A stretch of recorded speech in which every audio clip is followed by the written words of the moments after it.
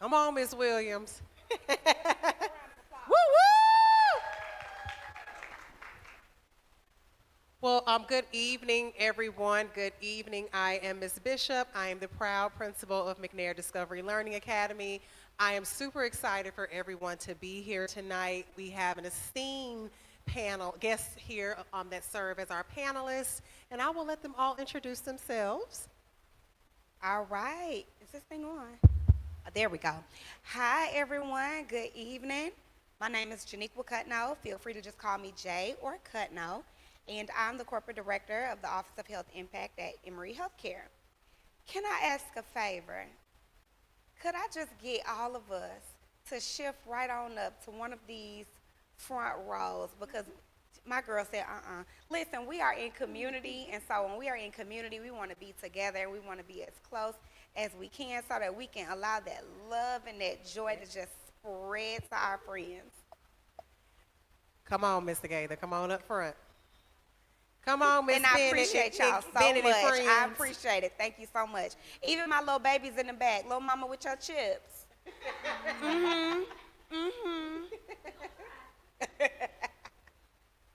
All right. Thank you so much for just kind of accommodating me and appeasing me on that. Because I feel like we should have a very intimate conversation. And so, thank you. Good evening. I am Nurse Practitioner Washington. I am the nurse practitioner at McNair DLA. I work for Medcura.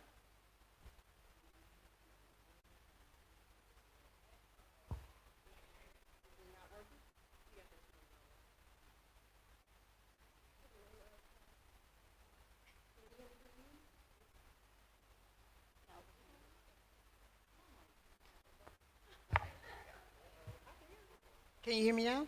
Yes. Okay. Hello, hello, hello. My name is Lamarlo Williams. I'm the school social worker at MDLA. Hope everybody's doing well. Thank you so much to my panelists for being here.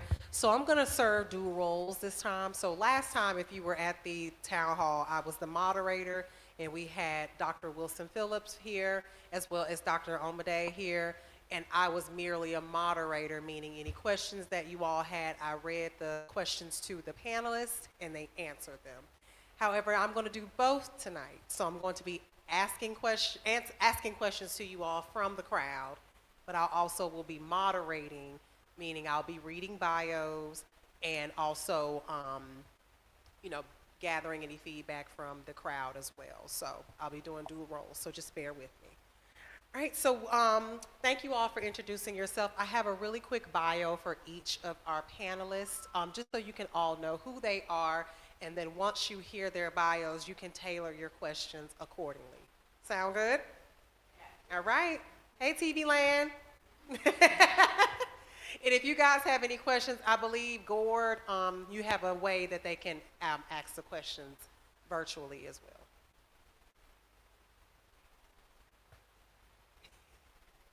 So we'll start with NP Washington. NP stands for Nurse Practitioner Washington, Barbara Washington. So she is a certified pediatric nurse practitioner at Medcura School-Based Health Center at McNair DLA. Yes, yes, yes. Bringing over 15 years of experience in pediatric healthcare, she believes that true health includes both physical and mental well-being, and she works tirelessly to ensure students have the support they need to thrive. Her energy, dedication, and commitment to community wellness make her a trusted leader and advocate for youth health. Ms. Washington earned her Bachelor of Nursing degree at the University of Alabama in Huntsville and her Master in Nursing from Georgia State University, and she is happy to work with the McNair DLA family daily. Let's give it up. Welcome, welcome. Next, we have Miss Lamarlo Williams. She is a licensed certified social worker who serves McNair Discovery Learning Academy and Narby J. Harris Traditional Theme Elementary School. So she serves at both schools, but she spends most of her time at the DLA. MDLA. That's true. Yes. She works with students and families to support social emotional learning, improve attendance, strengthen positive behavior, and address mental health needs. Ms. Williams also provides crisis support and partners with families to connect them with valuable community resources. She earned her Bachelor of Arts in Sociology from the University of Wisconsin-Madison and her Master of Social Work from Loyola University in Chicago. Overall, Ms. Williams believes in building trusting relationships and is deeply committed to ensuring every student feels supported, safe, and ready to learn. Thank you so much, Ms. Williams. And last but not least, we have a very, very special guest from Emory Healthcare, Mrs. Janikqua Cutno, or how shall we say, Miss J. J is fine. Janikqua is a visionary learner, strategist, and advocate dedicated to designing and scaling impactful community initiatives. With a deep commitment to social justice, community organizing, and capacity building, she has played a pivotal role in reimagining violence prevention efforts and fostering resilience in underserved communities, similar to ours. Currently serving as Corporate Director of Health Impact, Janikqua leads innovative strategies. Currently serving as Corporate Director of Health Impact, Janikqua leads okay. We just want to make sure y'all. Right. Did a little playback. She leads innovative strategies to reduce violence and improve community well-being. She has successfully launched and managed initiatives that address systematic inequities and is recognized nationally for her ability to cultivate partnerships, drive sustainable change, and advocate for holistic approaches to prevent harm and violence. Janikqua holds a bachelor's and a master's degree in social work from the Andrew Young School of Policy Studies at Georgia State University. Her work is rooted in a belief that collective action and strategic investment in communities can create lasting transformation. And that is Ms. Cutno. Let's give it up. Social workers are everywhere. Social workers are among us. Necessary. Yes. So we'll start with questions. Parents, guests. We have some panelists up here and they're ready to have some candid convos. Well, I'll ask. I mean, when you think of parent advocacy, in one word, what would you say? Parent advocacy. It's okay if you don't know. When I think of it in one word, I would think of partnership. Anybody else? Empowerment, okay. Support. I heard something over here. Supporter, okay. And it's all of those things. So the purpose of the town hall tonight is to ensure that you all as parents, community members, and pillars of the community do feel empowered, and that as a school and as a community, we are here to serve not only our children, but to serve you all as well. So parents play a very pivotal role as one of the most key stakeholders in our community that can impact change with our students. You are your children's first teacher. And I say this all the time. We are certified to teach your children, but our teaching can go only so far. So we really rely on parents to continue the trajectory of success at home and continue to instill those values that we pour into your children outside of the schoolhouse. So that's what we're here for tonight. And with this being our second installment of the town hall, I just want to pour into the parents as much as possible so you all know we care about you, we love you just as much as we love your children. We want to make sure you feel like you can come to McNair and get anything you want, from Medcura to our partners at Georgia Power, Emory, our social worker, myself. I have our counselor here, Mr. Gaither. I have the Department of Wraparound Services from DeKalb County in the back. We all partner to make sure that you all feel supported whatever you need. So I hope that will make you all feel more comfortable. And yes, we have on suits and high heels and all the things, but we're parents. You guys are great. Yeah, y'all look amazing, right? But outside of these clothes, we're parents. You know, I have a child. She has a child. We all have children. And we also want that same advocacy at our children's school as well. So why not start in our own neighborhood, in our own backyard, and provide that space? Thank you for opening it up. I have a question. We're talking a lot about, everybody can hear me? Okay. We're talking a lot about advocacy and support and what that means to us. Would someone like to share what it looks like to them and what kind of support they would like to have?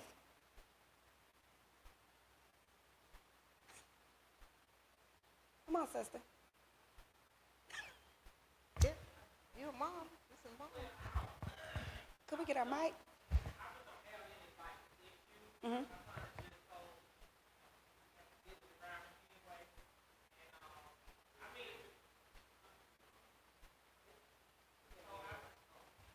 My son has a village around him anyway.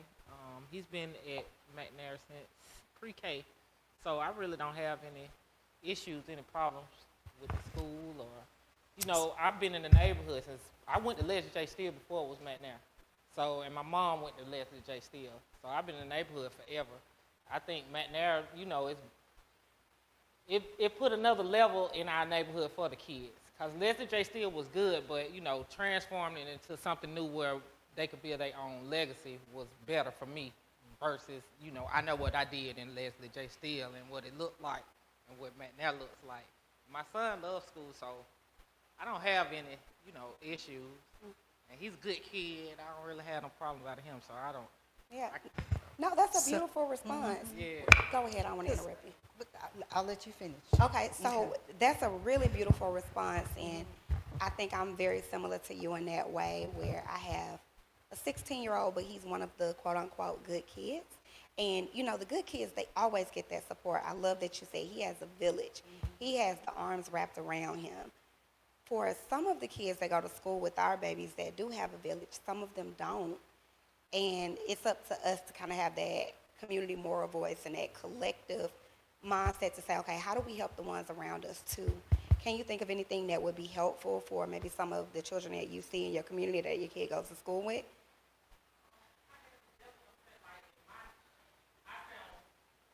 On East Drive, and I know it was like maybe 2 kids that maybe walked past my house. For the most part, where we are, everybody kids grown. I was late to the party, so like mine's 8. He in the 3rd grade, so like I don't really see the 2 little boys I did see. I think they transferred or something. So like it's just I don't know. And I don't see them walking like you know it used to be a lot of kids walking up and down the street. So I don't see that anymore. So you know, and then my baby he only knows so many kids. So and they live all the way over here. So you know they on the phone and stuff. But I don't know the parents.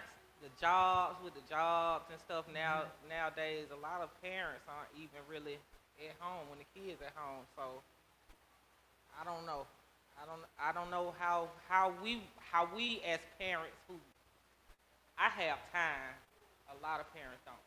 So that's usually an issue. And I've seen this a lot of people that's not from here that's moving here and don't know the neighborhood. So they don't speak, they don't talk. And they send their kids to Drew Charter.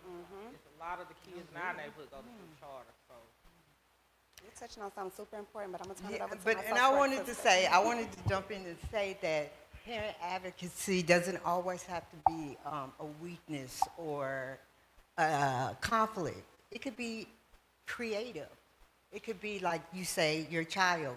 Can you think of some strengths that he have? And then you can come back to us and ask us, how can you build on those strengths? Like what programs do you have in the school to build on those strengths? So it doesn't always have to be, he's fine, he's doing well. Okay, bring him in. How can we build on those skills? What can we do to partner with you? And like, for instance, what are your child's strengths? Okay, I know that's right. he has a lot of strengths, but name them. okay. He likes to learn. Awesome. He likes to learn, so that he's always asking questions. Okay. He's kind of a cautious guy because he's around older people, like his grandpa, great grandpa. So he's kind of, I'm not gonna say scary. He's just cautious. He's not like, nah, Mom, I'm not finna try that. I might hurt myself. Like, he's one of those kids. Like, I don't want to try that. So how can we nurture that? How can we nurture those skills and those gifts that he have? I know, like, y'all program, like, as far as the ages go, they have to wait so long. How old is he? He in the 8th grade. I'm sorry, he's 8 years old. Oh, He's in 8. 3rd grade. Okay. And, like, it's certain ages, you know, we have to wait till certain things they can do. I think we need to start a little earlier with certain activities to let the younger kids, you know, get a little taste of the older kids stuff that they're So doing. you say he loves to learn, maybe STEM, book club. You know, we can partner with someone, bring them in after school or something like that. Yeah, he was in the tutorial program last. Oh, okay. Yeah. Okay. Tutorial program last year. He liked that. So, yeah, anytime it's any kind of program, he always comes to me and wants to join stuff. So, like I say, I really don't have any issues. I was just coming to be nosy. We like nosy. And I'm always up. Like, I come to the school often, so And this is what we want. yeah, I try to come to the school as often as I can. So I've been trying to keep up with things, but for the most part, like I said, our neighborhood is just, it's changed to where the kids aren't, it's not that many in our little area. So I don't know. I can't. He, like I say, every like I say, program, he brings it to me if he wants to get involved. I know he likes to dance, he likes to sing, you know, and I know like the School of Arts with DeKalb County, I think we need to offer more stuff like they offer, like as far as the talent shows and stuff like that. I don't think we really have enough of that.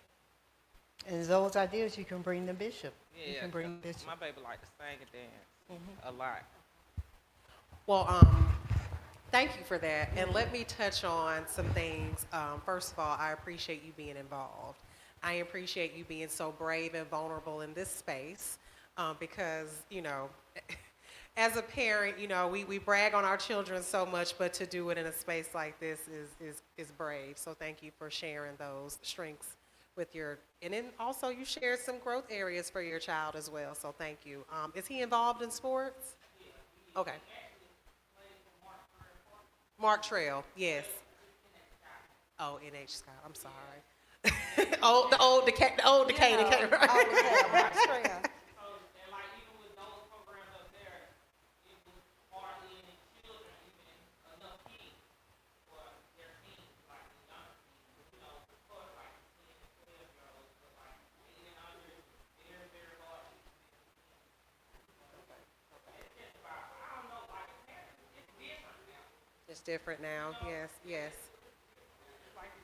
It's like they don't have time. They don't have time, yeah. And I receive that. And what I will say is, I know that I know you're taking notes. I have someone on my team also taking notes as well.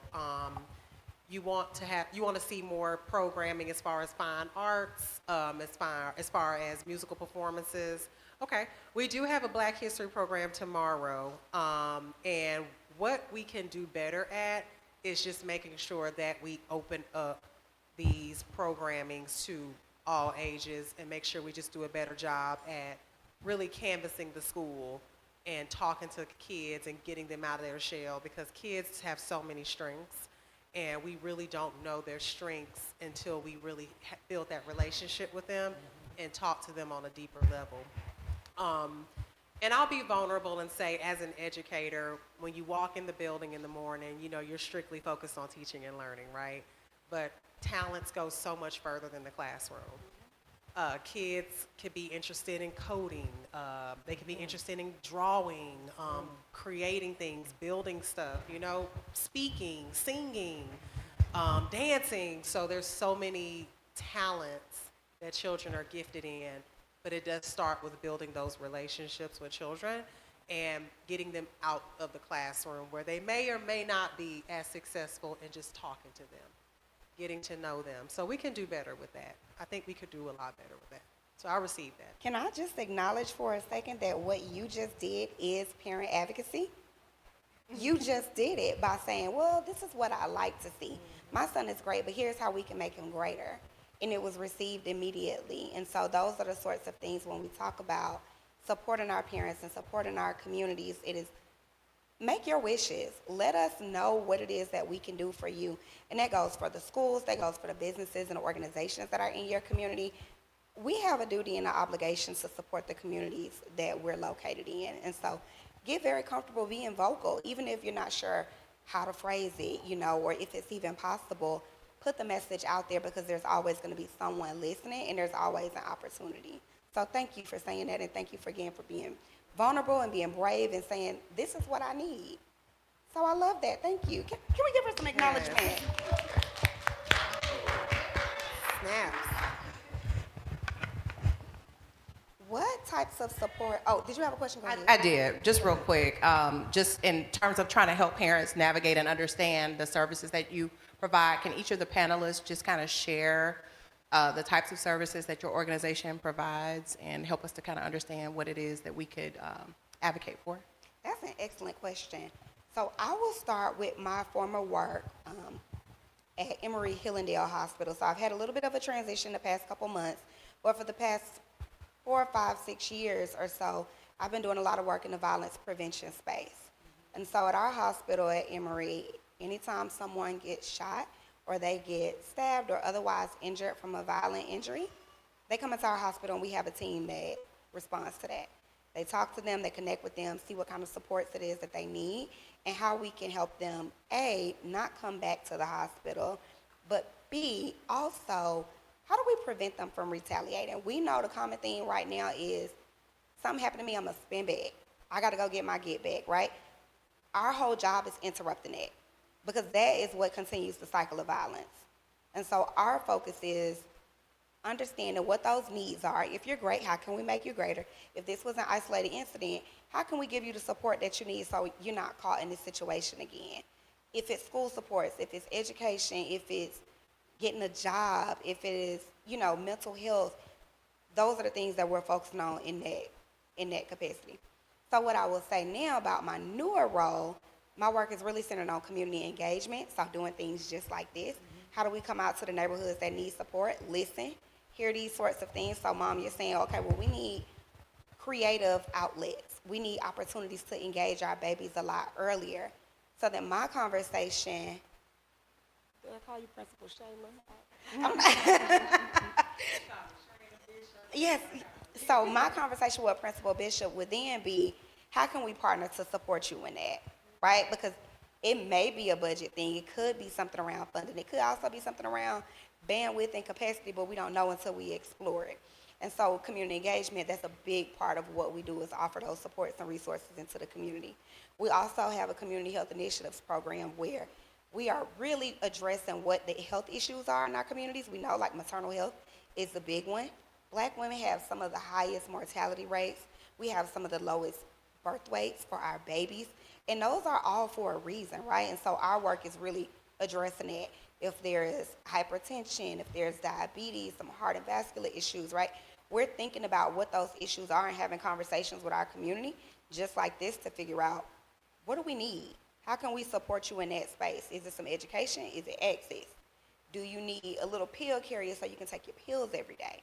Do you need to understand your water intake so you can keep your kidneys functioning, right? And so it's really breaking down those silos of communication and really understanding what those gaps are. And then, again, there's still the violence prevention work that happens out at Hillendale. And we actually go out to a few DeKalb County schools and talk to our young people about conflict resolution, de-escalation. How do we have conversations? I heard you name something, Mom, a little earlier about your son being able to speak up and say what he likes and what he doesn't like. That's a skill. And we have to build that in our babies, because when our babies don't have that confidence and they can't assert themselves, then they're either at risk for being bullied or bullying someone else because they can't use that voice the way that they need to. And so we're having conversations about social emotional learning. What can we do to better prepare you to go out and navigate in this world? How can we get you to talk yourself down or calm down when you're facing a situation that could escalate to violence?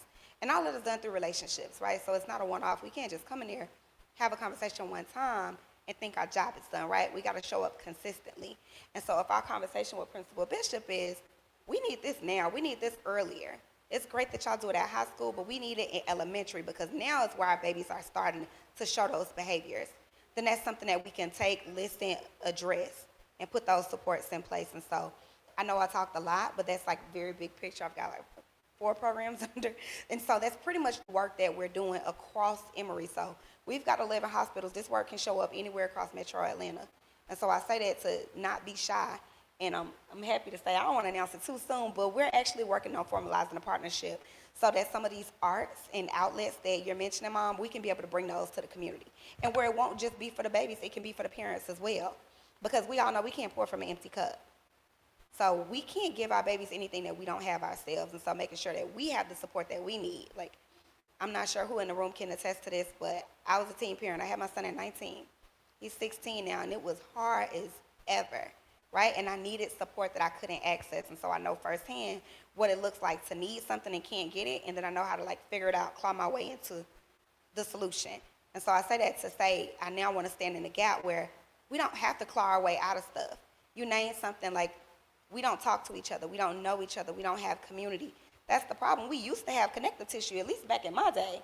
You go play in the neighborhood. You can talk to your neighbors. If you were getting in trouble, somebody's grandmama is going to get you in line. If you were hungry, you can get a meal. We don't have those villages anymore. And so those are the things that we have to restore. And when I talk about a community obligation, that's what it looks like to stand in that gap. To be able to hear, okay, I've got access to spaces. Principal Bishop got access to spaces. How can we use these platforms that we now have to make sure parents in the room are getting what they need? Babies in the room are getting what they need. So I know that was a very lengthy response, and please forgive me because I get on the soapbox. So I'm going to pass it to my sister over here. Well, I am the nurse practitioner at our school-based health clinic, and some few facts about school-based health clinic is school-based health clinics were put in place so that parents did not have to leave work to go and take their kids to the doctor. We are not trying to replace your child's pediatrician, but a lot of kids get sick during the school day. And what easier place for them to be seen and cared for is while they're at school. Most kids get a sore throat, a cold, a cough, a fever while they are at school. Great thing about at McNair, if that happens while they're at school, or even first thing in the morning while they're at home, they can still come to school. They can come to school, they can be triaged by their school nurse. Nurse Dixon is there, and if need be, she will send them down to our school-based health clinic, and I can see them. If they're consented to be seen, we can be seen, and while they are being seen, I am always, while you are being seen, we are in contact with the parent, usually during the whole visit, either by video or by phone, constantly talking to the parent, and we are talking about the plan of care. Our school-based health clinic does a lot of things. We can do primary care visit, meaning we can do your well visit. We can do your sick visit. We can do your mental health visit if they are suffering from ADHD. We are having problems with depression. We are having problems coping with skills. We are having problems coping with other things that are going on at home. We have a counselor, a LCSW, in our facility where we can do counseling during the school day. We are newly having our care coordinator, so if there are other things that are going in around the home, if mom is having some issues finding work, if mom is having issues finding some other resources, we are now equipped to help with some other things now. So we are building on things that we can help outside of just helping the child. We are expanding so we can help and reach out as far as reaching out into the community. And so that is the biggest partnership right now that we would like to extend to our community, extend to the parents inside the school, and will be something that we are offering 5 days a week. And so that is the greatest thing I feel like we can bring to our community right now. And partnership with that is that we also, this next 6 months, Dr. Omade is our psychiatrist. And so once a week we do have a psychiatrist, a pediatric psychiatrist actually, that is in our office, offering for those kids who do need medicine management for ADHD. If we feel like we've been in counseling for a while and feel like there is a need for medicine management, we do now have the opportunity to offer medicine management and follow up along with our counseling service. And so we're just building on the bridges of pediatric care a full circle now. And so that is the greatest thing that we can do with school-based health. And the greatest thing is all this, we can still have a relationship with your child's pediatrician because all of these records are in combination with your child's pediatrician. We can send all these records back to your child's pediatrician in real time electronically after every visit. So we're not trying to replace your child's relationship with your child's pediatrician too. So I'm a school social worker. I have a question. Oh. Go ahead. Ms. Washington, did you say that you could help parents find jobs? Is that what I heard? A part of our new process with our care coordinator, we are in reach with, if there is a need for certain services with job searching, yes, that is something that we will be able to offer. So if I'm in need, who do I ask? Where do I go to ask? Is it discretionary or like? Yeah, yes, it is discretionary, and it is a process. And so I would turn you over to our care coordinator, and she will be able to help you with those services.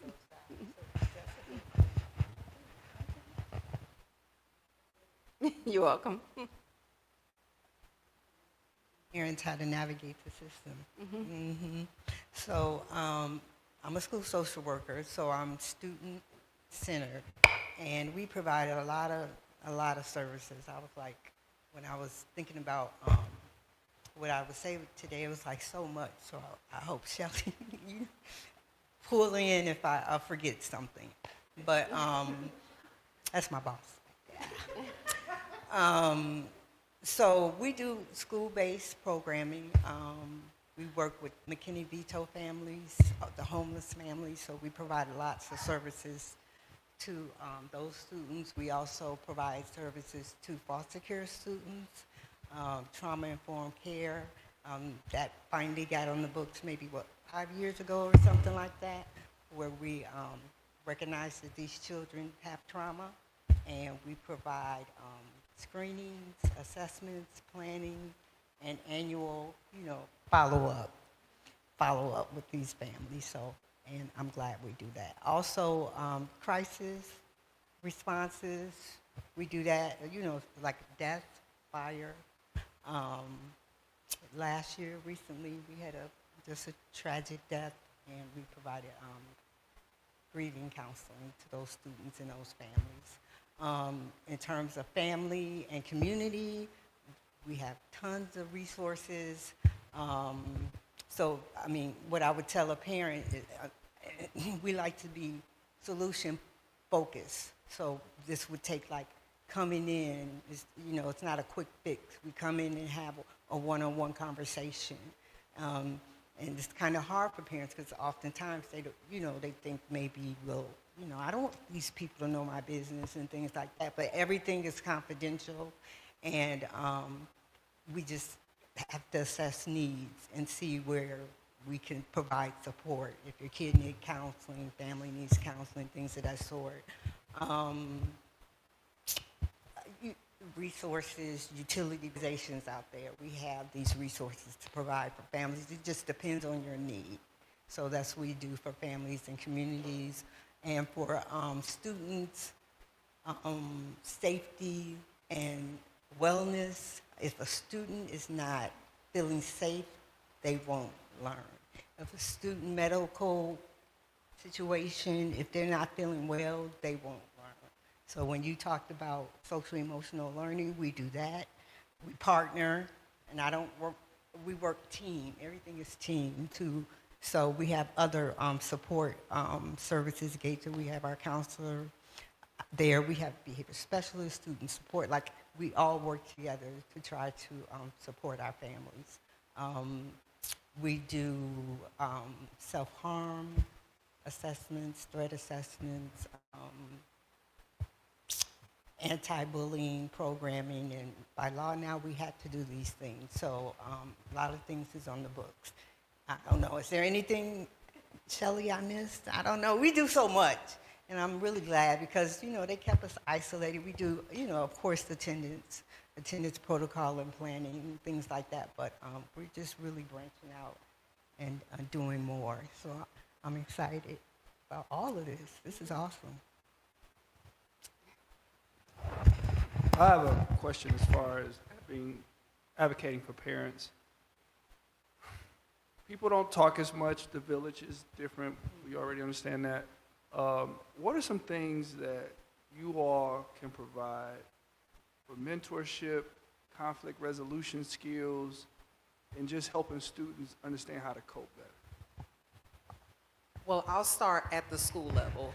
So Ms. Williams really touched greatly on a lot of the programming and the resources that we have at the school level. As far as mentoring, the district is big on mentorships. So the district has a big push on every school having some type of mentor program.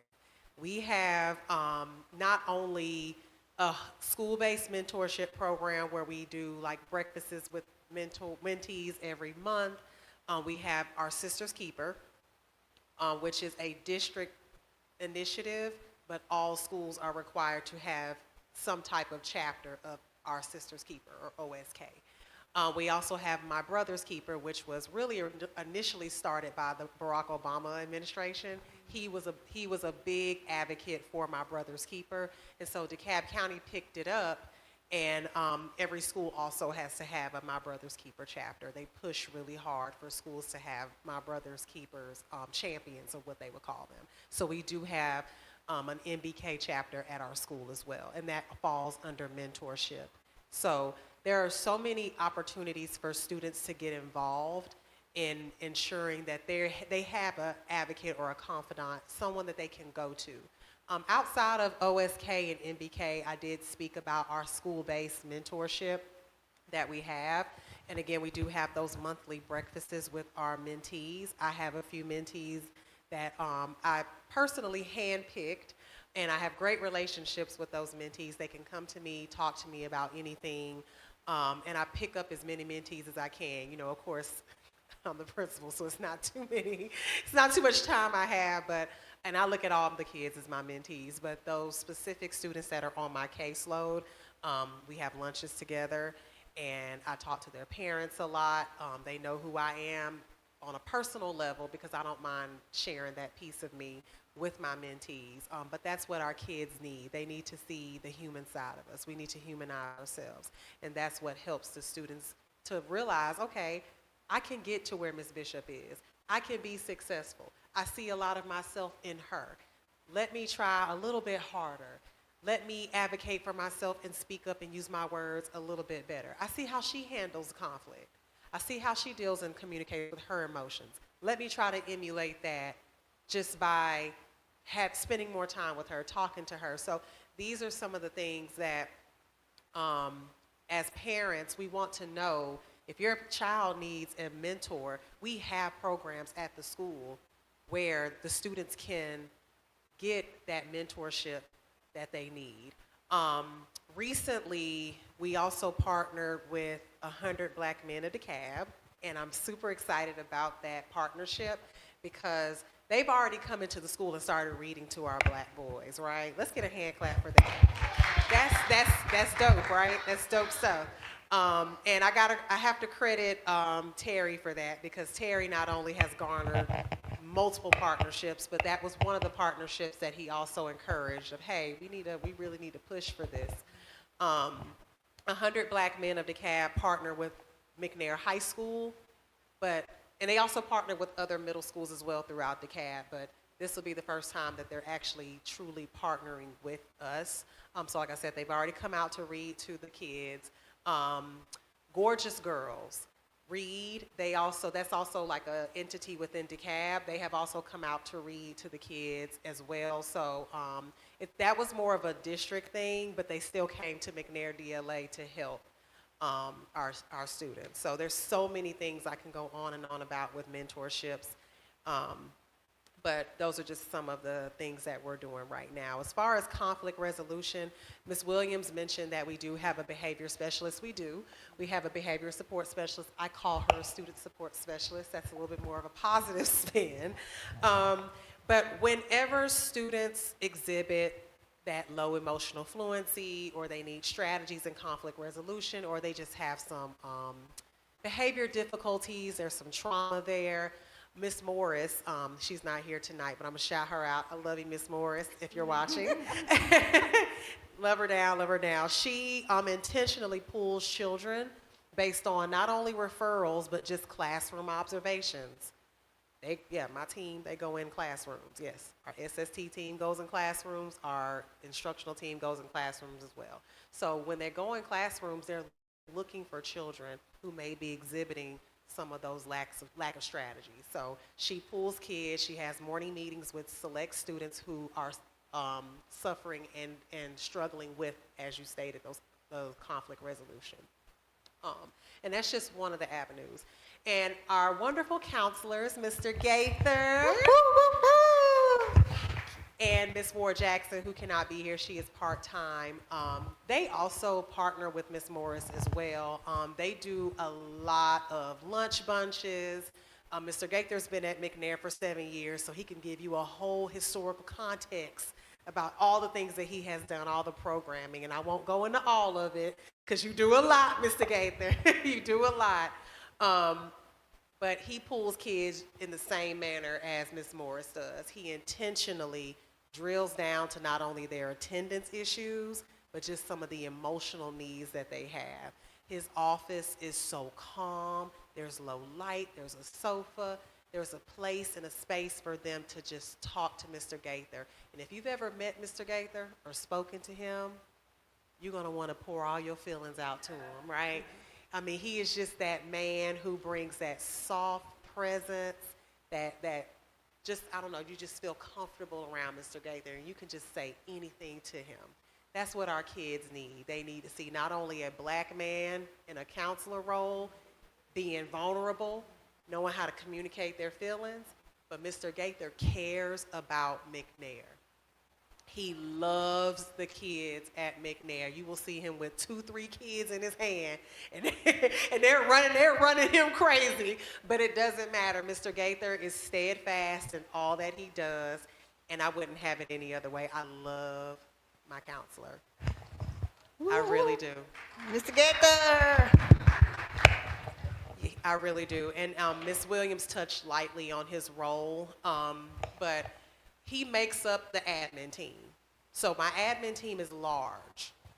Ms. Terry knows, it's about 10 of us. So there's a instructional leadership team that does the instructional side, and then there's a student support team that does the student support side.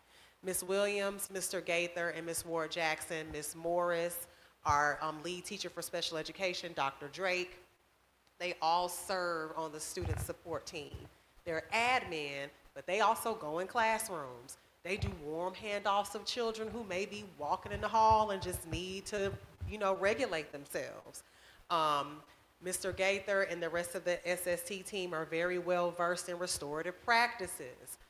They implement positive behavior interventions and supports, or PBIS. So they're not only knowledgeable, they're trained in strategies and how to help intervene to ensure that our students are safe and ready to learn. So I really, really appreciate my team. Did I miss anything, Gaither?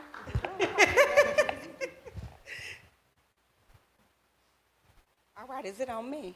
It's on you. Were we going in a row? I mean, I think you just knocked it out the park. I mean, how can anybody follow that? Thank you. That is just so much. That is so amazing. Yes.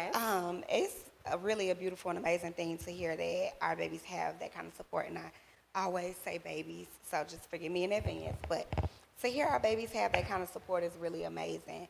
Our work at the hospital has been a little bit different in that we focused on the older groups, so high school and middle school. But that's not to say it's not possible for us to really listen, to what you guys need, what the community wants to see, and tailor that messaging so that we can come out and support our younger audiences as well. And so that's always an option. We also provide support. So I know, we're only a few blocks away from an area where a lot of things happen.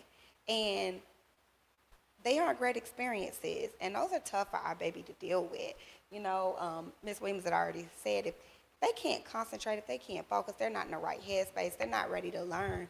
And so we would like to be responsive to those situations as well. In addition to supporting people who have come into our hospital with the injury, we also wrap support around their family as well.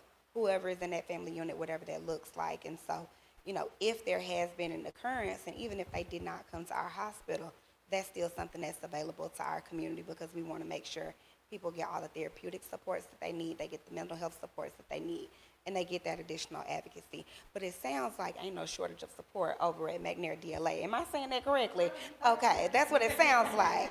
Sounds like it's no shortage of support. But one of the things that I would like to say is Emory Healthcare all of Emory Healthcare is a part of Emory University. And so we have very unique opportunities to pilot, to learn, to implement things that we may want to see, because it all goes back to learning. It all goes back to growing and developing and strengthening our communities. And so I say that to say there's always an opportunity for innovation, and that is one thing that I'm really passionate about. And so what may not have existed before can exist while I'm here, so rest assured in that. Anything that you guys may want to see, may want to explore and say, hey, give this a try. Let's try to have an event. Terry touched on the village is not being there. Communities have changed. Mom, you said the kids are not coming outside, or they're sending their kids to a school all the way down the road. Well, why is that? Because the perception is that the schools are better, because the perception is that the neighborhood is better. But we can change that. And so part of my personal effort is, how do we build that resilience where now people can look at our communities and say, this is an okay place to live. I'm okay raising my baby here, right? Like, how do we show that message and say, you know what? I'm going to send my baby to MDLA because they're getting it right over there, right? How do we amplify all these programs that are available to all of the students? Can you imagine your baby going to school and being mentored by the principal, right? Like, some of those things just did not exist before, and those are the messages that we have to amplify, and also, like, how do we get the community out? So you guys are all here because you're interested, right? Even if you say, you know what, my baby doing fine, I just came to be nosy. But you came and now you're getting something, you're learning something, you were able to advocate and make some real-time change, right? So then the next step of that is, how do we invite somebody else to come out with us? Okay, let me bring my neighbor, or let me bring the mom from down the street because I know she might need a little bit of support. We don't talk like that, but I heard they got some food, and they got some free stuff in the back, and I saw some real good stuff at that back table. I don't know if we can spin that camera around that way, but right, but like, how do we spread the message of this is what's happening in our communities? It's not what you see on the news. It's not what people post online. This is a community that shows up for each other, a community that loves each other, a community that has a real investment. It's not all too often you will have a principal out here on the evening standing in front of her community saying, hey, this is how we're here to support you. And so part of my charge, and I know this is a little bit around the way to question, but part of my charge is also like, how do we partner to elevate that message? How do we partner where we can show up and kind of bridge the gaps? If this is not happening at other schools in our area, how can we support that so that it does? What is the barrier, right? Like, being in the community. Step. Yeah, this is the first step. And so being able to say, okay, this is what worked in our district. This is what worked in our cluster, in our neighborhood. How can we tell our partner schools that this is what we did? How can we get them to know, right? How can we get parents, get that comfort level up where you're willing to speak out and say, hey, you know what, I went and this is what I learned, this is what I took away. And now I'm a parent advocate at the school. What does that opportunity look like for you in terms of growth and development? And so I say that to say there are a lot of ways and a lot of spaces for innovation. It's just about being in rooms like this and having that kind of conversation. So, a lot of you probably don't know, but this was my baby. One evening after we closed clinic, and I was sitting in Principal Bishop's office, and we were talking about something. And I was like, hey, what do you think about a town hall meeting? And part of this reason is because I wanted to get the message out about how do we advocate for our kids, period. I just wanted to make McNair a better place, period. I was new to McNair. I've been there for, I won't get emotional, but I have been there for a year, and we're working so hard, and I saw so much in a year, and these are bright, beautiful kids, and I had 3 beautiful babies at my house, and I just wanted to be a better place. Can we give her a round of applause for pioneering something that is so amazing? Because if it were not for you, we would not be here tonight, Ms. Washington. So thank you. Thank you. I just wanted to try to bring what my kids had, what I was raised, what we had, what I was raised, and what we were trying to do, what my job was supposed to do for McNair.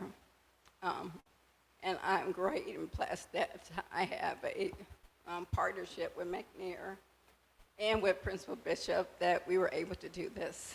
And so that is why I'm here. Well, you about to make me tear up. Well, Okay. What? The next step. That's how you feel? Block That's how you feel?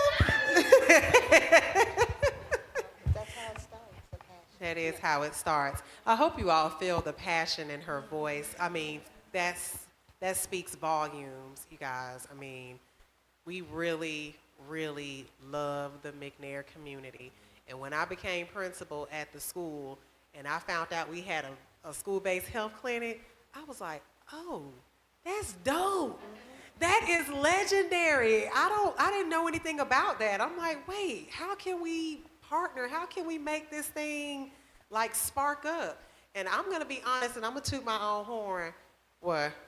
What's wrong? Oh, I got a question. Okay. Well, hold on. Let me say this real quick. YouTube land. We're one of the only schools that have the school-based health clinic. So Doraville United has one, and McNair has one. Right. Clap it up. That's fine. Clap. That's fine. But McNair DLA and Medcura, the relationship is way better. We do way more together. And when I tell you we work together, we're family. They are not a separate entity. They are a part of McNair, and we are a part of Medcura. Teacher Appreciation Week, Christmas, Thanksgiving, everything. They get fed, we get fed. They are in the school, they are a part of us, and we are a part of them, and we love you guys. We do. Y'all are family. Y'all are family. And I mean that. And when I say family, I took my son to Medcura. I trusted her with my son. Right? So that speaks volumes to he over there not paying attention. He 14. But yeah, so thank you. And I teared up because I love you, Dr. Washington. You are amazing. And I don't think people realize what a wealth of knowledge you are and how much you really love the community. And we talk so much. And I know. And we have one of those relationships where we're always going to be cool. We're always going to be sisters. So I love her. Yes. Online question is, Okay. how can we increase and improve student support through mental health services? Again, how can we increase and improve student support through mental health services? And that's from Sapphire Crown Jewel on YouTube. You want to take that away? Or Mental health? We can improve it if the need is there. Yeah, there's need, and our district is, it's not starting with the elementary level, but we are doing telehealth at the middle and high school level, I believe. It's called Cartwheel. I just received training in it, so we're doing things. Also, we have Medcura, we have Pathways, Chris. 180? Chris 180. And so we have the resources. We just have to maybe have workshops with parents, more workshops with parents. Maybe we have to have block parties. In my day, we had block parties. The whole block, we were all cousins. We was all cousins. So maybe coming out to the community, not here in the church, which this is an awesome place, but maybe in the community, different subdivisions, and get out and talk with the moms, the dads, and get them, you know, a lot of things is just a lot of mistrust, a lot of stigma out there. So it's like getting them back by just listening to them, validating their feelings, things of that sort, and having workshops. I mean, and we, you know, we have to be flexible. Everything can happen at the school, like something like this or at a different spot. If you really want to meet him, we was out driving. At first, I was like, oh my God. But we did. We was like, come out to the, and they was like, okay, bet that. We got it, bet that. You know, so, you know, doing little things like that. I think the question is, I think that maybe the answer really is that parents need to initiate contact so that they can get these mental health services, because So that's this is what kind of an parenting. open-ended question. How can we increase and improve student support through mental health services? We have to identify that the student needs it. So we need to be able to, maybe the question is, how can we identify who needs to be tested and then make sure that they get the services they need? Can I also add another layer to that? I think what would be helpful is, Well, we have protocol, but go ahead. We do. I mean, in the school system, we do have a protocol. It's called the RTI and TSS process, but go ahead. yeah, so the other layer of that I think we should consider is it's kind of two sides of the coin. It's like, well, parents have to take the initiative. Well, schools are required to do X, Y, Z, and I think that's where the disconnect happens, when there's a lack of ambiguity. I mean, when there is ambiguity and a lack of shared understanding for where does our role start and stop. And so I think what would be helpful is, how can parents access, right? How can they get their questions answered, get their shared understanding? You named it. Like, there's a lack of trust, right? We have had so much harm done to us in our communities because of systems and entities. And so that can make it difficult for us to speak up. And so how do we create pathways for parents who probably are a little bit shy, need a little bit more knowledge, need a little more understanding, probably need to massage the relationship a little bit more so that we can get parents connected And to I mentioned actually going into their community. You can't expect them to maybe come to this house of worship, or maybe in the school. We have to meet them out there. And we just did a little, you know, a little 10-minute thing. Even though I mean, we do little stuff when I'm doing home visits and things of that sort. But we got to meet them where they are. We have to meet them where they are. So, For sure. And I think what's really important is having, I don't know where y'all went to school, but I'm a product of APS, y'all. And I remember back in the day, we had one school nurse for the entire cluster. You might see that nurse one day a week. It don't matter what's wrong with y'all, baby, the nurse not here. And so I just want to applaud you for being able to put something like that in place and be able to, we got psychiatric support. Y'all know how powerful that is? Sometimes, you know what I mean? So it's like, I don't know how many families are aware of those services, right? And I'm sure you guys are doing an amazing job. We have Medcura at a couple Emory sites, but how many people are really aware of the breadth of all of those services? That if your baby needs this kind of support, here's who you can go to, right? And so it's about, how do we communicate that in a way that parents can absorb it? Because I'm a busy mom. I may not always read the newsletter. I might not always check my email. What I will have is that phone in my hand, and I'm going to check them text messages, though. You know what I mean? And so it's like, how can we get outside of the box with short bursts of information so people know, hey, this is what we got to offer. This is what we have at your school. Did you know this? Do you know how to access it? Do you know it's free? Because that's the problem. Sometimes, free. If it costs money, don't count me out, right? So how do we get that out and create that pathway? And please let me know if in the chat that still hasn't answered that question. Yeah. I want to interject as well. So what you said was so important, the communication. So And in the chat too, if you guys can just comment on if our communication needs to get better or if what we have in place is working. So I send out weekly newsletters to the staff and to the parents. Do you get them? And Class Dojo. So thank you, Mom, for affirming that. Because I work hard on those newsletters. I know. But we have, in the parent newsletter, there's a circulating flyer for Medcura. There's parent tips in there. There's stuff about attendance. It's a one-stop shop for the parents to just get information. What I don't have on the newsletter is a space where you all can just do a form maybe to give any feedback or jot down any things you guys need. So that's something that maybe I could do in YouTube land. If you all feel like that is important and needed, then please let me know. Class Dojo, newsletters, calling posts, we do those. Medcura is on our school website as well. And if you walk into the school, we do have flyers for Medcura as well. But what I think is really important and that we may be missing the mark on that we can improve on is when you do come into the school, just making sure the teachers are advocating for Medcura. Just making sure that that Miss Bennett, who is our secretary, is saying, hey, did you guys know about Medcura? Did you know that they're located inside of the school? Did you know that they can do anything you need them to do that a pediatrician can do? You don't have to outsource. You don't have to go and find a doctor. They're right here. They're here. And you guys can come and visit.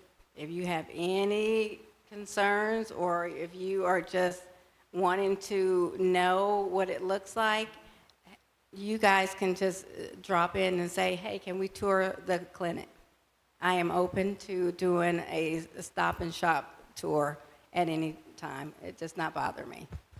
And so it's happening, maybe not as fast as people would like, but these small steps, everything, it's keep it going consistently. Yeah. Another question online. I'm directing this one to Principal Bishop. In what ways can people who do not have children at McNair support? What needs are lacking the most from the community? Said again, in what ways can people who do not have children at McNair support, and what needs are lacking the most from the community? I'm gonna try to be as quick as possible with this answer. My team knows I go deep. Okay, so I'm gonna try to be as concise. So the needs that we have and the things we're lacking, is that what the question was? I know I talked about partnerships, and I know I talked about mentorships. We have so many partners right now with McNair and Medcura. And I want to shout out those partners. So Georgia Power is a district partner, but they serve the McNair cluster. So let's shout out to Mr. Terry. He's amazing. Not only does he support the school with STEM, learning opportunities for the children, he also garners other partnerships as well. Hey, I know this person, they can help you with this. Hey, I know this lady, she can do this for you. Hey, I know this guy, he can help you with this. Let's bring them to the table. Let's get them in. Let's see what they can do. Of course, Medcura, wonderful, best partnership ever. Decide to Cab. Decide to Cab is under the Chamber of Commerce. They're a business retention division, and they help out as well with STEM, but not only that, they just expose our children to so much. In-house field trips, we're talking about doing some out-house field trips as well. So there's various partnerships that we have built to fulfill some of the needs and gaps that we have.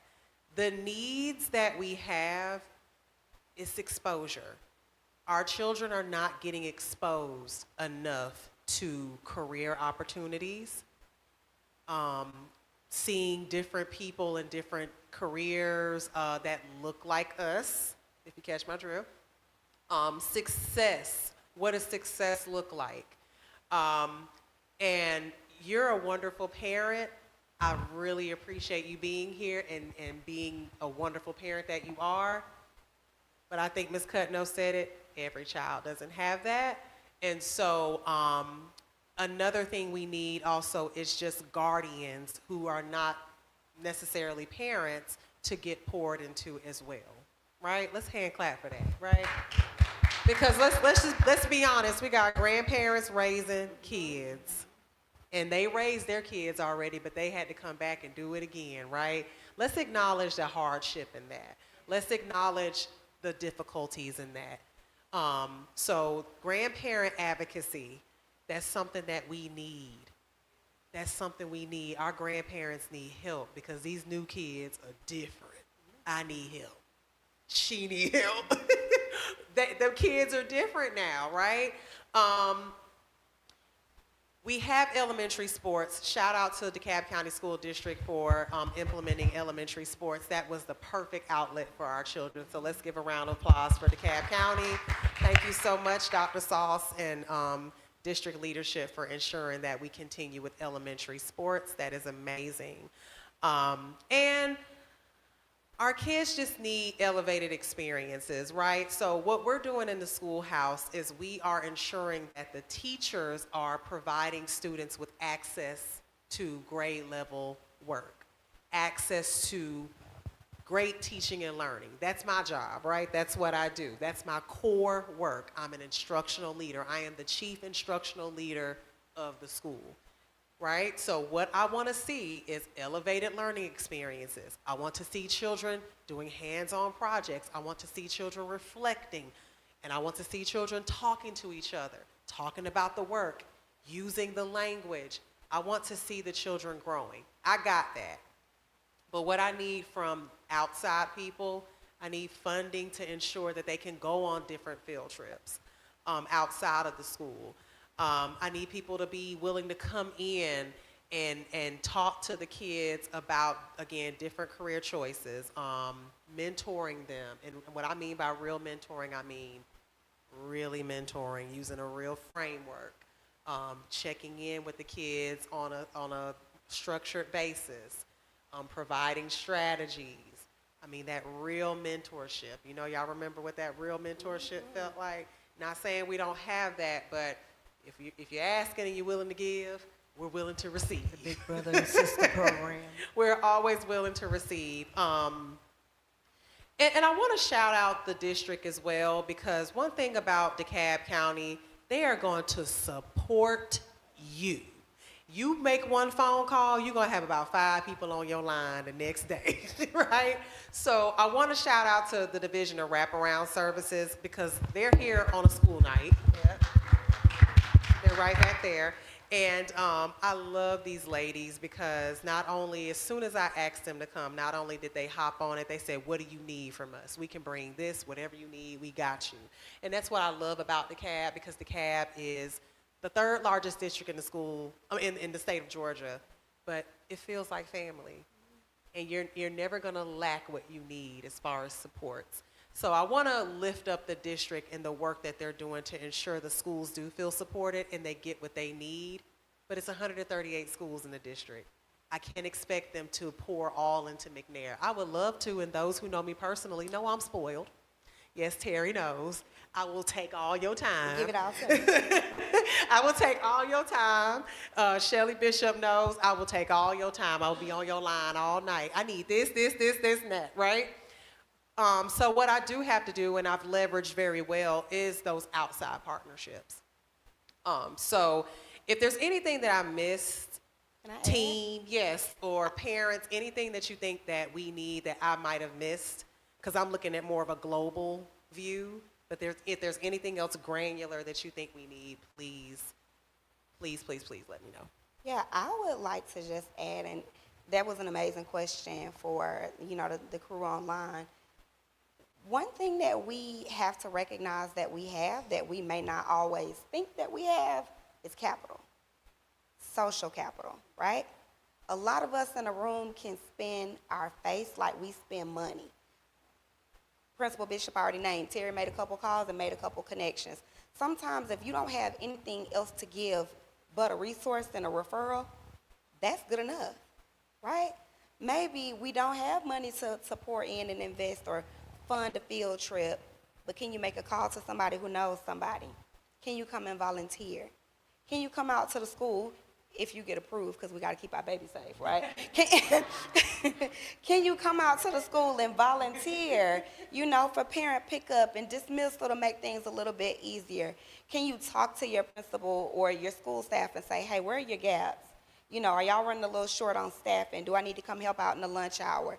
Like, those are so many ways that you can get involved. And then finally, if you can't do any of those things, you can use your voice. And so you can always speak up and share, hey, this is what's happening at McNair. Here are some opportunities for other people to get involved. If you go to work and you know your job has some community give back that they need to do, make that connection, right? If you see the flyer for the event, you're like, well, my child don't go to McNair, tell somebody else. You hear something going on in the community, like elevate those things, because sometimes that's all it takes for us to really build community even broader and even greater than we do currently. So using your voice, using your resources, using connections, even when you don't have money. Sometimes all you got is time. We'll take that. Trust me. You know, argue with it. We'll take the time, you know, and just thinking about how else you can show up and just give your knowledge or your insights, right? Maybe you don't have a lot of time or money, but you can hop on a quick call and talk to Principal Bishop and say, here's some ideas. Here's a couple ways that I'm brainstorming. You know, like I said, I've got a teenage son. I saw a gap with one of his classes. The teacher wants to develop a curriculum around business exposure. And I said, well, let me look at your list. Let's sit down and talk about it. Let me see who I know, who I can call to get you this kind of support. And so sometimes that's what it looks like. And so I love whoever asked that question. I would encourage you to please connect with Principal Bishop, or please connect with Nurse Washington and Ms. Williams, because these are the ways that you can step up and start to use some of your talent, your skills, and your resources if you don't have any dollars to give, any funding, or, you know, anything else. And I want to lift up something you said earlier about lack of trust. So what I do recognize about a lot of the parents that we serve, they came up through McNair, through the McNair cluster. Right. So the reputation precedes, right? So, yes. So, thank you. Thank you. Yes. So I recognize that, and the lack of trust that parents have of the schoolhouse just in general outside of McNair. They may not have had the best school experience. So that carries through. And unfortunately, yes, we carry that and we instill that in our children. We may not trust the schoolhouse, so we tell our children, I don't trust them teachers, don't do this, you know, and I get it, and that's a real thing. So I'm gonna be very transparent right now with you guys. Can I be honest? I know there's a lack of trust. I know McNair has a reputation. We had a nickname. I know the nickname. I'm not going to say the nickname. Right. I know the nickname. A student taught in McNair Middle School 12 years ago. No, I'm sorry, not 12 years ago. Ooh, I'm shorting myself. 16 years ago. Yes. Yes, 16 years ago. A student taught at McNair, and I knew the reputation then. But it didn't matter to me. I taught at Flat Shoals Elementary School. And yes, I did a lot of my leadership on the north end of DeKalb, but I knew I wanted to be a principal back in this cluster. I chose McNair. I chose this cluster. I told Dr. Horton, I want McNair Discovery Learning Academy. He looked at me and was like, did you just tell me what school you wanted? Yes, I did. And he put me here. So I know there's a lack of trust. I know the reputation precedes us, but I promise you, if you just promote all the great things that we are doing here at McNair, that will help. My charge was to rebrand this school, and I feel like I am doing a great job. I feel like we are doing a great job. And I'm gonna continue as long as I'm here to build more partnerships, pour into you all as parents, and continue to rebrand our school. That is the charge that I was given, and that's the charge I'm going to continue with. So please continue to advocate, continue to talk about the great things that are happening, and if you have an issue or a concern, hit my line. I'm always available, and if I'm not, somebody else will help. Somebody else will pop in because they know my vision. They know how to, they all little bishops at this point. Everybody's a little bishop. Everybody knows what I'm going to say or what, you know, what the vision is. and what we're going to do and what we can do to help. So call the school if you have any concerns or like she said, feedback, anything that you all need. We're here to make a difference in our community. Thank-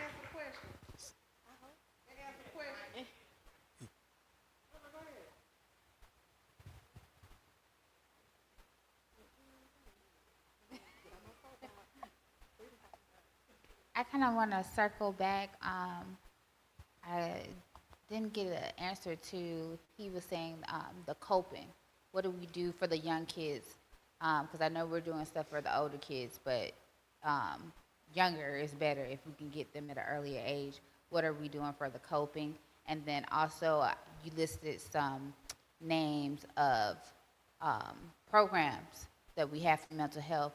Are we educating our parents on what those names actually have under the program and what it offers to the parent? Because just like kids, parents are shy too, so they may not want to come and address you. But are we educating them when they're here? Are we educating our students to make it a normal thing and not something that's taboo? Making them feel that it's normal having mental health awareness months, stuff like that. Do we do that within the school system?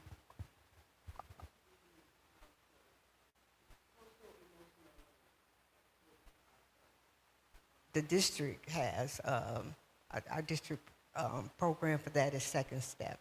So, and McNair is really, I don't know, well, there are probably other schools, but they actually have those lessons. The teachers are doing that as opposed to the counselors. Of course, the counselors are doing the bullying in October and the good touch, bad touch in March. But the teachers actually do those lessons, and that helps with the coping part. And there's 4 areas. They have anger management, decision making, whole listening, little things like that. So that's been going on since I've been there. So we are addressing that. And in terms of informing the parents, letters do go home. I'm not sure if they're reading them or not, but letters do go home to the parents. Now, we could do more. Of course, we could do more in terms of lifting that part up. Right. Like, as she was saying, I'm sorry to cut you off. Oh, as okay. she was saying, reaching out to the parents where they are, because we are a generation that is social media driven. Mm-hmm. Are we connecting to them on that level of, you guys have YouTube, do you have a TikTok account? Mm-hmm. Is it somewhere that they can vent with being anonymous, or, ask for information without being, with being anonymous, so they won't, And I think that's a really great suggestion, and it's something that I'm happy to help brainstorm and figure out with Principal Bishop, because those opportunities to get those questions answered in a safe space is really important. What I also say is, our program historically is always focused on the older group, but we do have other partners within our ecosystem. When I say our, more so in the violence prevention space, but we have an organization, the curriculum is called I Like Me, and I'm happy to share it with Principal Bishop to see if that's something that we would be willing to adopt in the school. And sometimes it just takes a little bit of partnership and a little bit of research, and so if it's something that you would like to see, your parents would like to see that don't currently exist, we can brainstorm that. We can figure it out. We've got the resources to build that in place. And then I also think, Ms. Williams, you touched on the social emotional learning. Mm-hmm.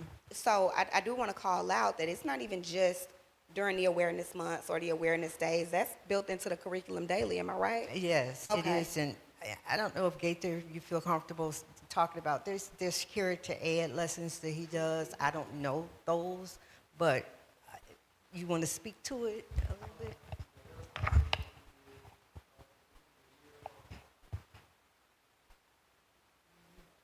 So there's a lot that address coping. That's what I'm saying, but go ahead.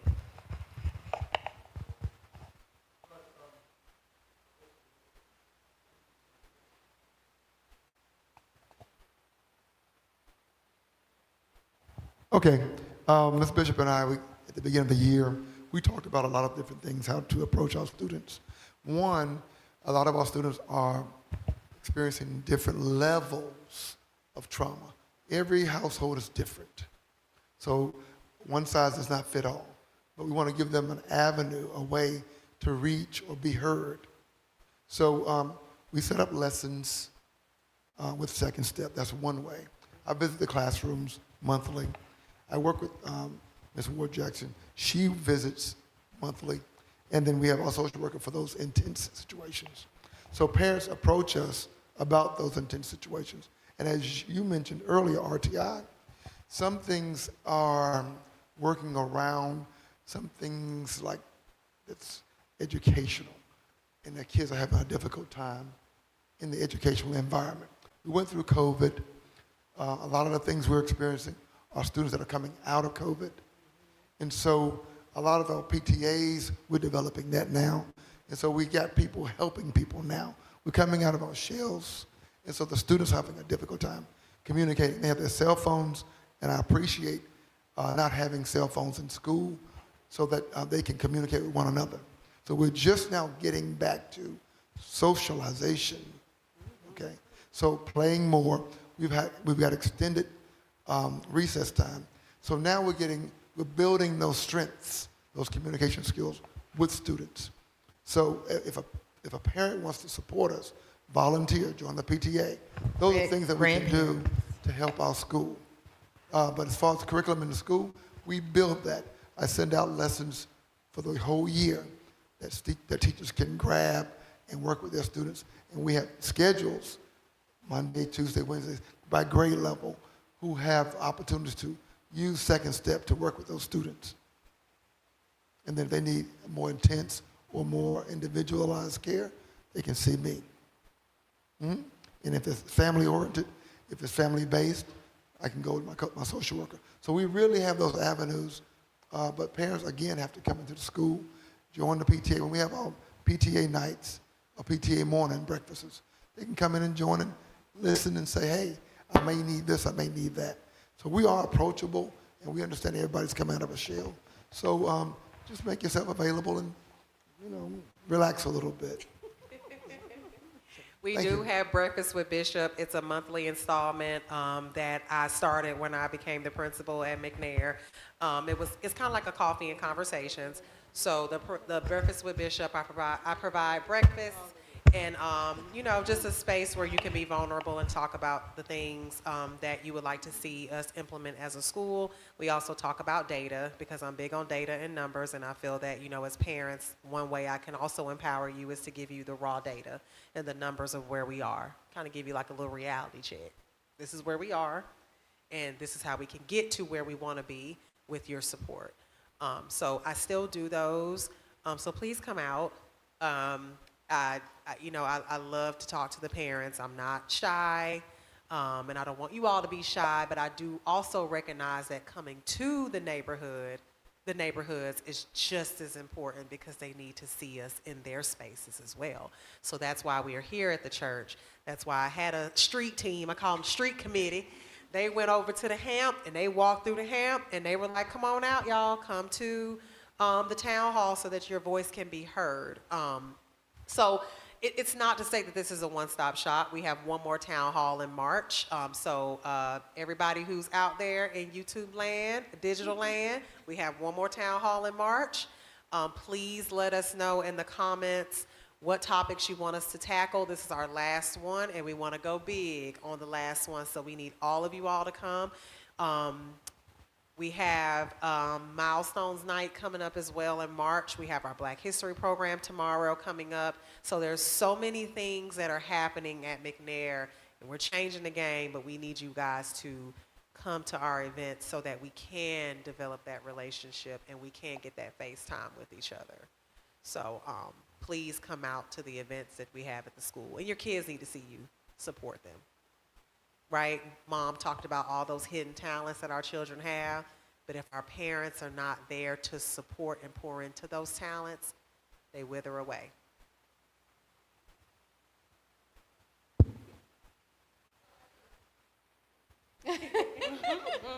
It's so many notes on that paper. It is so many notes on this paper. She done ran out And of that's paper. because you all were filled with so much information. There is so much information that was shared. So if I were a parent, I'd be really overwhelmed. So I could just tell you what I've observed because I think like an app. So you're an app, you're a face on the app, you're a face on the app, you're a person on the app, but you're human. So if I were a parent, if I needed to, click on a certain thing and said, okay, so she was talking about, she's a counselor, she works for Medcura, and she works for Emory, and she does violence, and she's the principal, and she has the mentees and everything. So if it were something that I were interested in, I would go on the website to see, how can I get help. And now with intelligent workflows and AI, are you using those tools to leverage where people should go to get the help that they need? So if they need mental health, does the AI direct you to say, okay, you can talk to Ms. Williams or you can talk to Ms. Washington? Or if we need, if they're experiencing this issue, can it point them to a person that they speak to for whatever issue that they're experiencing? Because it is a lot of information, and in this age, it's not that, we need to have the access. Not only do we need access, we need to know the who so that we can find out the how, So that's what would be my challenge if I were a parent. So I'll let Principal Bishop talk about how we can get access to the apps up on the stage from the school perspective, but there is also a website that we use at Emory for any of our patients, inpatient, coming through the emergency department, at any rate that we need to connect them with support, and it's called findhelp.org. And so we're able to make direct referrals through that system, but then also anybody is welcome to go and navigate that site and literally drill down to the specific needs that they have and navigate that.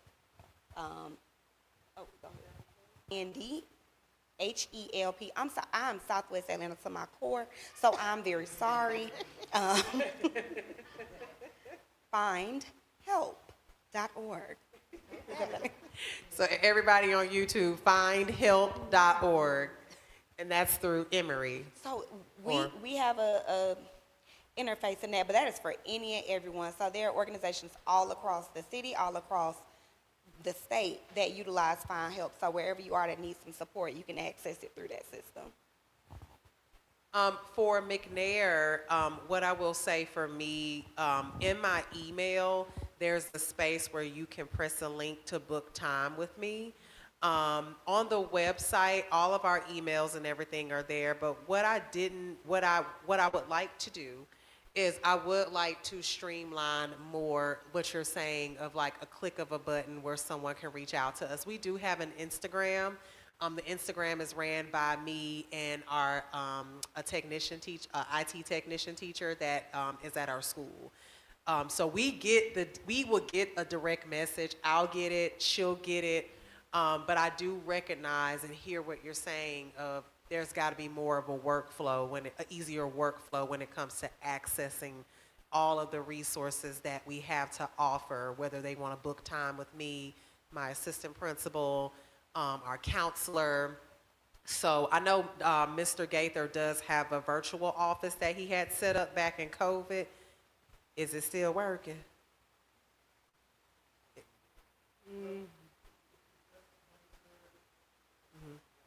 I think that's what she's saying. She's saying that there may be a need for more of a space where they can do a virtual chat, or there can be like an instant answer from you, or at least maybe a 24-hour turnaround answer. Like if you go on a website, most of them have virtual agents. DeKalb doesn't have those features on their websites. I love you, DeKalb, but I need y'all to pay for that. I need y'all to pay for that. But most websites, most corporations pay for a platform that supplies a virtual agent or virtual assistants when people are not available, right? Because I don't need help between the hours of 9 to 5.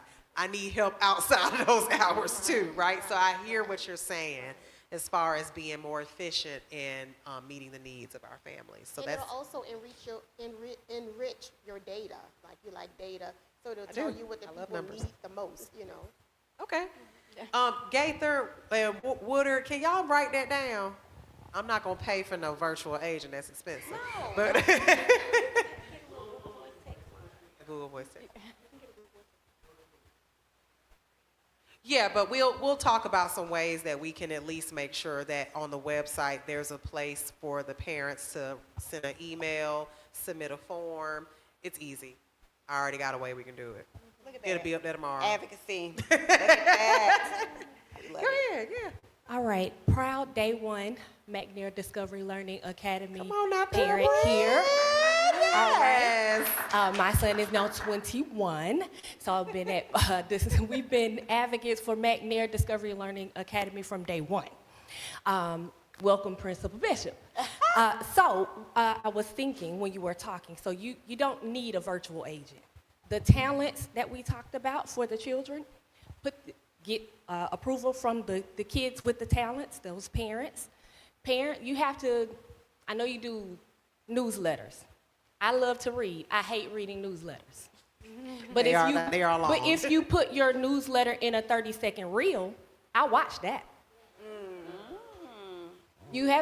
We got to come and meet the people. I wanted to say this as a parent. The best source of assistance for our children is parental involvement. You can have all these resources, but if you show up, they will. You show up, not just on Awards Day, Black History Program, Valentine's Day parties. Valentine's Day. St. Patrick parties. Take a little walk through the place. My kids never knew when I was showing up, so they was always on their best behavior. Sometimes I would take a walk through the school and make sure they didn't see me, but their friends did. Your mom was here. Mom, you was at the school? Yes, and I saw you. Not that they were doing anything wrong, but you are the best source of information for your child. They will operate off you. But you have to meet, in the generation that we're in, they're not coming to the school. You don't need a virtual assistant. If you do a 30-second reel, the comment section is your virtual assistant. Just go back at a specific time or say, hey, I'm gonna be live in this reel at this time where they can answer their questions. Being a pastor, I know people don't have any problem telling their business at all. They put it all online. So it's not that they don't want to share or want to ask questions. It's the when and where you're trying to get them to. I will come to breakfast with Bishop, but most people don't have that opportunity, you know. But if you do breakfast with Bishop, bring your own breakfast, and we're gonna talk online, they'll show up to that because they can do that while they work. Or they can do that while they're doing something else, or they can come back and see the information you gave, but not gonna read your newsletter and gonna swipe your, they're gonna swipe. And they're gonna swipe your calling post to the left and then say you didn't give them the information, but you did, but you gotta come to where they are. Online is definitely where they're located. 30-second reels, grab your information, teach it to the students with the talents, let them give the information. The facts are that 30% of students are whatever. Let the kids do it. They're gonna watch their kids. That's a good one. That's a good one. That is a good Drop the mic down. That's a good one. Can we make note of that too, Ms. Woodard? Come on, And Mr. Advocacy. Gaither? Look at that. 30-second reels, as well as the students talking about some research, some data that we have, and then some ways that parents can improve and students can And improve. use the babies to do the announcements too. Hey, parents. Oh, they do? Yeah. Did y'all know that? No, I'm talking Oh. about online. Oh, online. Hey, Okay. Town Hall. What's the date? The 24th. The 24th. No, not today. Oh, Next month. next month. Yes. Next month. Yes, Get the babies yes. on there to say Oh, next that's a month. good Town idea. Hall. Pull up. That's a good idea. See what I'm saying? Look at that advocacy. What are the comments saying, Gore? What are the comments saying? I actually have a question. Okay. So 11 days ago, our county made an announcement, and I, again, as another day one celebratory founding parent of the DLA, I noticed a pattern. When they built the DLA, 4 schools were closed to make the DLA. And the list looks like Southside is going to suffer again, 27 schools. It's great that we're having this amazing conversation, and I love that Medcura is in the building. But I feel like this is counterproductive to get the SIM certification set back in our school, to get Medcura in the building, to get all these amazing things right here, and then let the DLA be on the list. What do we need to do to help make sure that we can help advocate for you or advocate alongside you? Because one of the meetings was actually tonight. We're in competition with the meeting right now. How do you need us to show up so that the DLA is not on this list? Because I took it personal when I saw the DLA on the list. Me and you both. I was like, what'd I do wrong?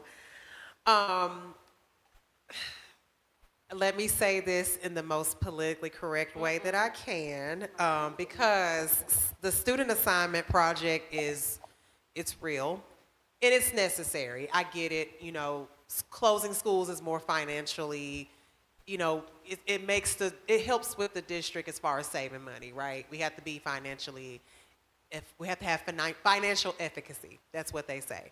And they're also looking at buildings that may or may not be educationally adequate, right? And I know this is a hot topic, and I know we're on YouTube live. I did send this to the staff. I did send this to my boss. I'm gonna be very PC when I say, yes, we're on the list of closing or repurposing. Right now, there are scenarios. These are scenarios. They are not decisions. They are conversation starters. And so, yes, there are SAP meetings happening, correct me if I'm wrong, every night. Some are in person, some are virtual. I did place those meeting dates and the links on the newsletter, the long one that anybody reading, but it is on the newsletters. Please attend those meetings as community members. You don't have to be a parent to attend those meetings. You can be community members. You can advocate for us staying open. You can advocate for us for all the things that are happening at the school and why we need to stay open to ensure that our children in this community get all of the resources and things that they need. Was I scared when I saw the list? I'm gonna be honest, yes, I was. Was I questioning everything that was happening, all the partnerships, Medcura, everything? Yes, I was, yes. Like, why? Why are we on this list? Do I get it from a budgeting, financial, logistics piece? Yes. At the end of the day, I'm a district leader. I understand. I get it. But is it scary? Yes. Are we closing? I don't know. I can't answer that. I really cannot answer that because I'm not the decision maker when it comes to that. But guess who is? You are. Everyone out there, you are. Please attend the SAP meetings. Advocate for McNair. Talk to them about the great things that we're doing and why we need our building to stay open for our children. Please. They happen every night. They are in person and they are virtual. We have a visit with Dr. Sauce on Friday. He's coming to our school. Please believe. Yes, he's going in classrooms. He has a schedule, but please do understand, if you know me personally and professionally, you know I'm talking to him. I'm pulling him in before he leaves. Hey, can I talk to you for a second? Dr. Sauce, I just want to pick your brain, right? But guess what? He's coming to the school to see classrooms, but that's an opportunity for him to see all the great things that are happening. And best believe, he's going to the Medcura clinic. Amen. Please believe he's going to the STEM lab. Please believe he's going to the aquaponics lab that we have, right? Please believe he's going outside to see all the work and the painting and the reimagining that we're doing to the building. He's about to see all that. I'm about to walk him to death. We about to get our 10,000 steps. Keep them alive. I don't need them coming to Hillendale. But Just to add to that, attend the meetings, and I'm not the expert here, but what I am great at is community organizing. So if our principal is saying attend these meetings, show up for our principal and for our community and for our babies and attend these meetings. Also, there might be an opportunity for somebody who is not a principal to help everyone else advocate and organize, right? And so how can we be creative with getting that message out there? How can we convene? Pastor, how can we come back and have another conversation where we're rallying together and speaking about what needs to happen? How can we galvanize? How can we appoint people in the audience? Hey, I need you to take the lead on this. I need you to take the lead on that. Because maybe our principal cannot, but the community can. Okay, so we'll just leave it there. Just go back to MLK. Thank you. Yeah. Thank you for that. And that's a real concern. We've had parents calling the school asking, what am I going to do with my baby? What am I going to do, with school? Let me say this too. SAP is a 6 to 8 year process, so it doesn't happen overnight. Yes, there are schools that are on the list. Yes, there's a process for this. They do have an outside company that they've hired to do the work. So there is no personal investment. There's no conflict of interest. But this is a 6 to 8 year process. And the reason I ask that is because I need you to be able to say to us how we can walk a line. I need people to hear what you need us to do so that they pass over. That's all that matters. And that's a good, I knew that was going to come up tonight. And Pastor Gore, it takes community pillars like you and your wife to tell your congregation, because they do have children that go to McNair. They have children that matriculated through the McNair cluster. They have children, you have children in DeKalb. You all have children in DeKalb County. Advocate for us. Go to the SAP meetings, but talk to your congregation about going to these the Student Assignment Project meetings. Again, they offer virtual and online. Email the superintendent. Email whoever you need to email to just say all the great things that are happening in the community. I cannot do it by myself. I cannot do it by myself. And I'm not going to try to do it by myself. I need help from you all. Again, I know it's scary. I know that there's a lot of uncertainty around school closures. Other districts are doing it. APS did it. There are other school districts that are following, because the reality is people are not having kids at the rate they used to have kids. Birth rate is low. It is low, it's low. That's a reality. The economy, yes, the economy. The economy is bad, right? And the enrollment's down. DeKalb County used to have almost 100,000 plus children. We're teetering 80,000. That's dangerous, y'all. And they can't operate all of the buildings and then have the money to pay the teachers. And let me tell you something, baby. The teacher pay. Teachers need to get paid more. Mm-hmm. Right? Right? Amen. Right? Counselors need to get paid more, right? Right? Right. But they can't do these things if we are operating 138 buildings in the red. It's just, that's why I understand as a district leader, I get it. I get it. But you can't close McNair. So just advocate for us to your congregation and pray. Please pray for us. Pray for us. I'm a spiritual woman. Pray for us, please. If y'all don't do anything else, pray for McNair that we continue on a path of success so that we can prove our worth.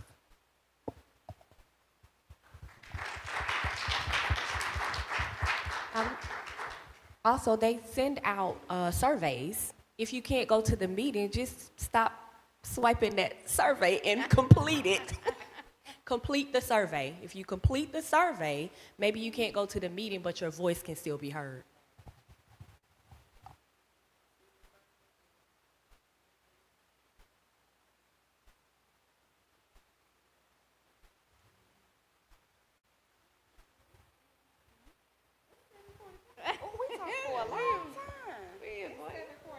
Wait, it's 7:45, Pastor.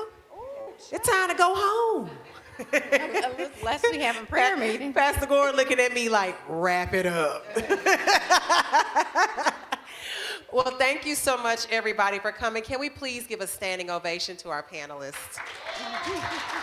Stand up on your feet. Wood, get up. Thank you all for doing this. I took time out of your personal day time to have you all talk to the community, but you guys killed that, did that. Well, thank you for having me, and thank y'all for welcoming me into the family. I know I'm a new face for everybody in here, but I'm here to stay. And one last note I want to make about the closures and the SAP meetings, et cetera. When we organize, there's power in that. It has worked. When I say shared messaging, let's get everybody understanding the issue and speaking the same language, so we are a united front when we go and make our requests. There's power in that. And there are groups specifically designed to support that. And so, you know, part of my charge, I will be happy to take that on and get us connected, to get us the information that we need so we can say the right thing. Amen. Thank you, sister. You know what? I think I'm a great asset too. So if there's anybody online watching that need a wife, let me know. Okay. Thank you so much. I appreciate both of y'all.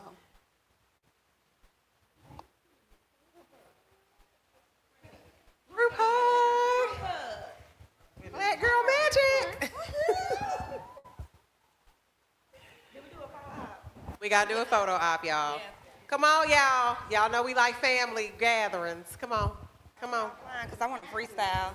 Thank you, YouTube family. Thank you, everyone. Sister, I think we offline. Are we offline? Are we offline? Are we offline?